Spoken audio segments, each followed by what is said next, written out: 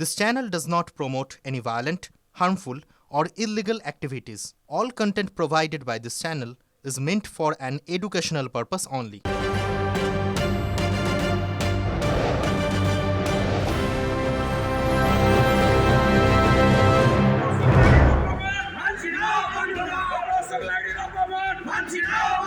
উনি যখন বলেন যে বাংলা স্কুলে পড়েছি, তারপরে হামটি ডামটি কেন্দ্রীয় বাজেট পেশ হলো, তখন মাননীয় মুখ্যমন্ত্রী একটা কথা ব্যবহার করেছিলেন, হামটি ডামটি বাজেট। টোটালটাই মিথ্যে কথার ফুলঝুরি। হামটি ডামটি বাজেট। হামটি ডামটি বাজেট বলতে উনি কি বলতে চেয়েছেন বুঝতে পারিনি, কিন্তু আজকে হঠাৎ উপলব্ধি হলো উনি হয়তো ওর এই যে আজকে যে বাজেট পেশ হলো সেইটাকে হামটি ডামটি বলতে চেয়েছেন। তার মধ্যে হামটি ডামটিটা পড়ে শুনিয়ে দিলাম যে হামটি ডামটি কি, তা হামটি ডামটি কেন বলেছেন মাননীয় মুখ্যমন্ত্রী বাজেটকে, সেন্ট্রাল বাজেট। খুবই নিকৃষ্ট ধরনের আলোচনা, ব্যক্তিগত আক্রমণ না করে যা বক্তব্য রাখা হয়েছে তার কথা বলা উচিত। সেটা বললাম, ও শুনতে শুনতে কিসের কি হলো জানি না, সবাই মিলে বেরিয়ে গেল।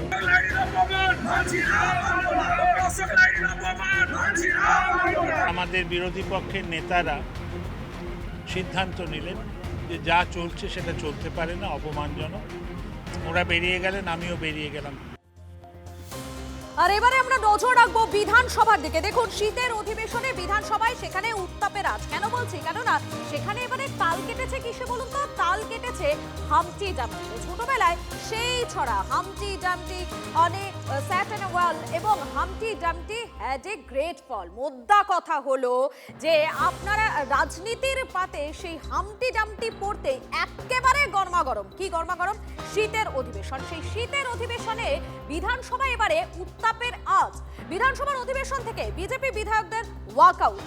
অশোক লাহিড়ীকে ব্যক্তিগত আক্রমণ করেছেন চন্দ্রিমা ভট্টাচার্য। রাজ্যের মন্ত্রীর বিরুদ্ধে অভিযোগ বিরোধী দলনেতা শুভেন্দু অধিকারী। প্রতিবাদে শুভেন্দুর নেতৃত্বে ওয়াকআউট বিজেপি বিধায়কদের।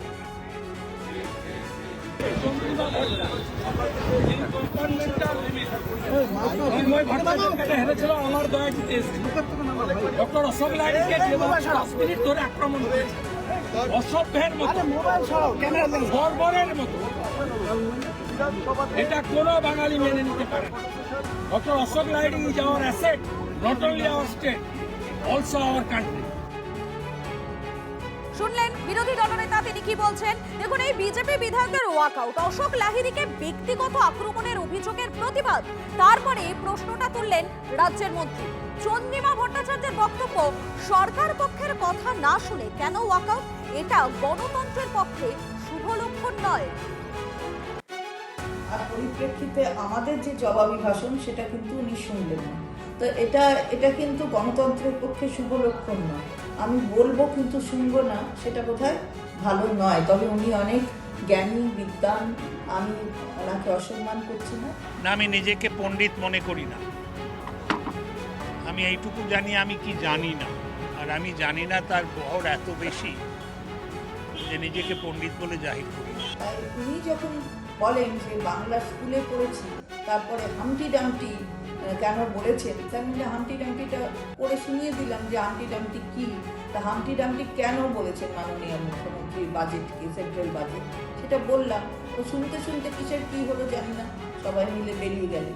তিনি যখন তাদের পেঁয়াজের খোসা সারানোর মতন তৃণমূলের খোসা ছাড়িয়েছেন, অর্থমন্ত্রী শ্রীমতী চন্দ্রিমা ভট্টাচার্য মহাশয়া তার বক্তব্যের পাল্টা যুক্তি হাজির না করতে পেরে তিনি যেভাবে তাকে ব্যক্তি আক্রমণ করে যাচ্ছিলেন। কোনো ব্যক্তিগত আক্রমণ, তোমরা তো শুনেছ, আমি ব্যক্তিগত আক্রমণ করি না। আমাকে কেউ বলতে পারবে না কোনো সময় আমি ব্যক্তিগত আক্রমণ করি, বরঞ্চ আমাকে অনেক সময় ব্যক্তিগত আক্রমণ করা হয়। ব্যক্তিগত আক্রমণ না করে যা বক্তব্য রাখা হয়েছে তার কথা বলা উচিত। এগুলো তো অপ্রাসঙ্গিক। আমি ইংরেজি জানি কি জানি না, আমার ইংরেজির অ্যাকসেন্ট কি, এটা খুবই অপ্রীতিকর। অপ্রীতিকর, অপ্রাসঙ্গিক, কড়া প্রতিক্রিয়া অশোক বাবুর। কিন্তু প্রসঙ্গ যখন রাজ্যের অন্তর্বর্তী বাজেট নিয়ে আলোচনা, তখন এমন অপ্রীতিকর পরিস্থিতি তৈরি হলো কেন?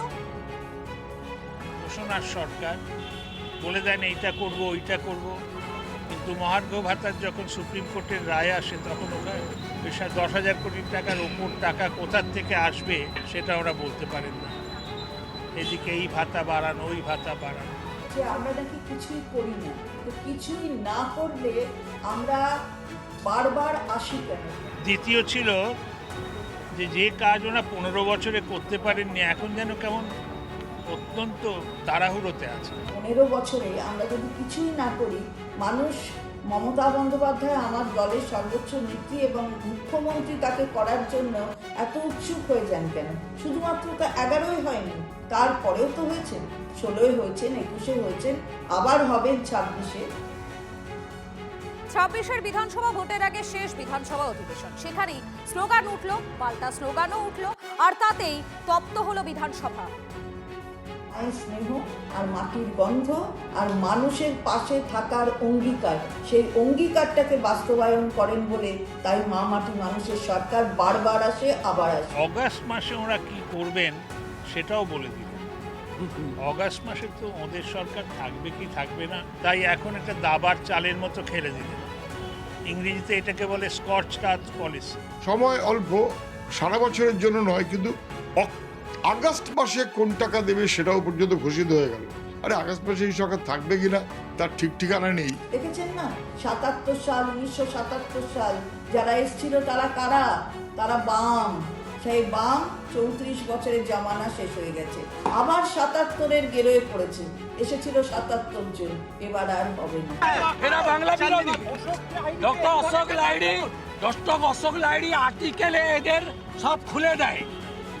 এরা যে অর্থনীতিকে ধ্বংস করেছে, ডক্টর অশোক লাহিড়ী এটা এক্সপোজ করে, তাই এদের। আর এবারে আমরা নজর রাখবো জয়নগরের দিকে। জয়নগরে সেখানে তৃণমূল বিধায়কের বিরুদ্ধে পোস্টার পড়েছে, যাকে কেন্দ্র করে রীতিমতো শোরগোল পড়ে গিয়েছে। বিধায়ক বিশ্বনাথ দাসের বিরুদ্ধে দুর্নীতির অভিযোগ, বিধায়কের পরিবর্তন চেয়ে পোস্টার জয়নগর জুড়ে। তৃণমূল কর্মীদের নামে টাঙানো পোস্টার ঘিরে রাজনৈতিক চর্চা।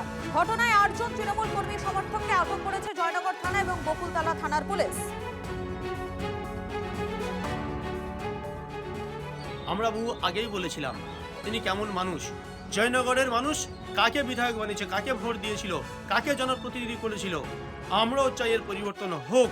তৃণমূলের প্রার্থী নয়, পুরোপুরি তৃণমূলকে এখান থেকে নির্মূল করার জন্য আমরা দাবি জানাচ্ছি। যারা করেছে এটা অত্যন্ত নক্ষত্রজনক ঘটনা। আমাদের দল দলীয় বিষয়ে সিদ্ধান্ত নেওয়ার ক্ষমতা আমাদের নেতা অভিষেক বন্দ্যোপাধ্যায় এবং মমতা বন্দ্যোপাধ্যায়। তার মাঝখানে এভাবে যারা করছেন তারা তৃণমূল কংগ্রেসের নাম করেছেন, কিন্তু তৃণমূল কংগ্রেসের নিশ্চিতভাবে তৃণমূল কংগ্রেসকে তারা ভালোবাসেন না বা তৃণমূল কংগ্রেসের লোক নয়। বিরোধীরাও হতে পারে। প্রয়োজনে আমি লিখিত আবেদন করব, যারা এই কাজ করেছে তাদের বিরুদ্ধে যেন কঠোর আইনত ব্যবস্থা গ্রহণ করা হয়। জলপাইগুড়ি পুরসভা, সেখানকার পুরকর্মীদের পিএফ এর টাকাই নাকি জমা পড়েনি, আর সেই অভিযোগকে কেন্দ্র করেই সেখানে সরগরম। পুরসভার 6টি ব্যাংক অ্যাকাউন্ট ফ্রিজ করে দিল প্রভিডেন্ট ফান্ড দফতর। কেন্দ্রীয় সংস্থার এই সিদ্ধান্তকে স্বাগত বিরোধীদের।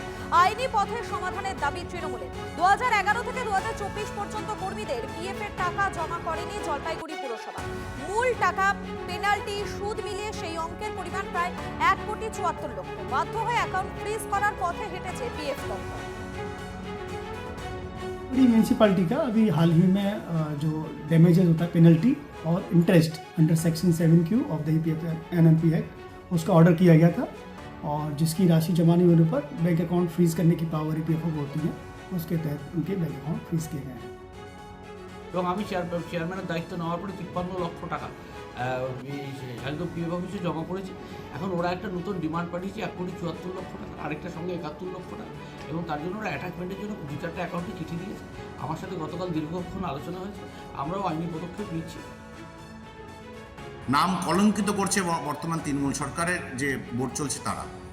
এখানে যে প্রভিডেন্ট ফান্ডের টাকা 1,74 লক্ষ যে পরিসংখ্যানটি দাঁড়িয়েছে, এই টাকার হিসাব কোথায় গেল, কিভাবে তারা দিল না, কেন দিল না, সেই টাকার হিসাব পুঙ্খানুপুঙ্খভাবে জলপাইগুড়ি বর্তমান যে মিউনিসিপ্যালিটির চেয়ারম্যান এবং পুরো বোর্ডকে দিতে হবে।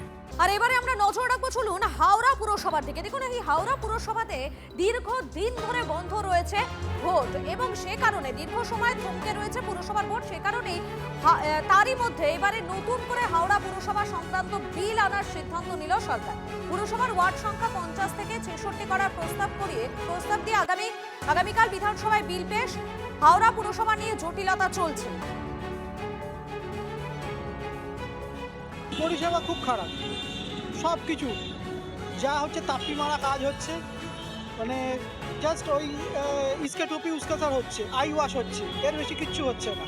কোনো কাজ নেই, প্রশাসন বলে কিছু নেই, যা তা অবস্থা চলছে, মানে কোনো পরিষেবা তো দিতেই পারছে না।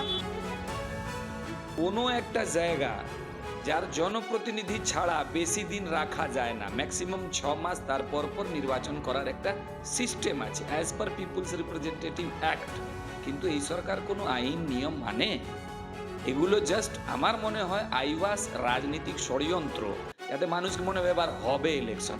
যাই হোক, উনি প্ল্যানিং করুন, ওনার বিদায়ী কমিটির এটা বৈঠক বা সিদ্ধান্ত, নিশ্চয়ই 2026 সালে বিজেপি আসবে আর নির্বাচন হবে হাবড়া কর্পোরেশনে।